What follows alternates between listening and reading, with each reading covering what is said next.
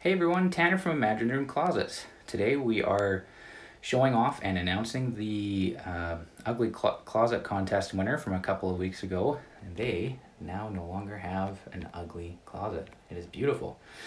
This particular closet was for a kid's room, and it's not a particularly big bedroom. So we were really excited to actually work with this closet because it had a couple of challenges. Number one, it's not super big. Number two, they have a big pass-through channel here for some venting, and previously they were only able to get a single rod and shelf on each side.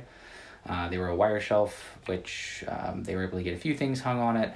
They used a shelf above. They had a few things on the floor, but when I came in to measure, they definitely had some extra space that could have been used for this closet. So the first thing we're going to go over, and what we were the most excited to add to this closet, was the drawers. So we were able to squeeze in 4 drawers into this, and these are 14 inches wide.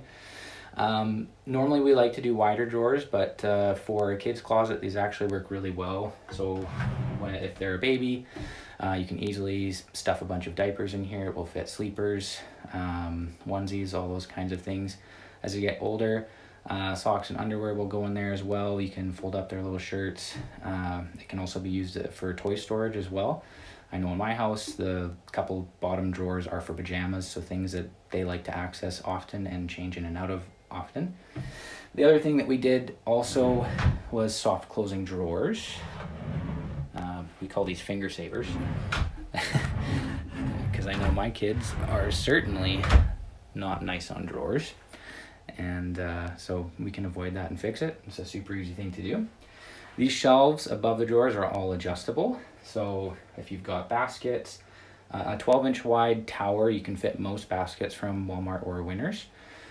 This one's 14, so we've got a little bit more room. The other thing you can do too is you can put shoes, hats, there's all kinds of things you can put on shelves. In this section over here, this is our double hanging section. And if you it's a little bit tricky to see there, but we've got all of the full hole pattern drilled here. 2 reasons for that. One is so you can move this rod up and down. So if your little one is just shy of being able to reach that and put their own clothes away, you can move it down super easily. The other thing you can do too is you can actually change this section into shelves, which is a great option if you're finding those are more useful, or your kids actually use that instead of the hanging section. Beneath that, we've got the lower hanging rod, and then we'll flip over to the smaller side here. So on the smaller side of the closet, usually we'll kind of designate as the long hang area, or your low traffic area is another way that we'll look at it. Long hanging sections typically are for longer dresses. It could be formal wear that you're not using that often, or seasonal clothes as well. So here, even though this is for a kid's room and they don't have dresses that are long enough to need to use it yet, you will still have space on the floor. If they're really young, you'll have actually even up to 2 or 3 feet, which can still be useful for a laundry hamper that can be tucked into the closet out of the way of the bedroom. In our house, we have costume bins for their dress-up stuff. And above that, you also have a couple more shelves that you can adjust, just like we did on the other side. So thank you so much for tuning in.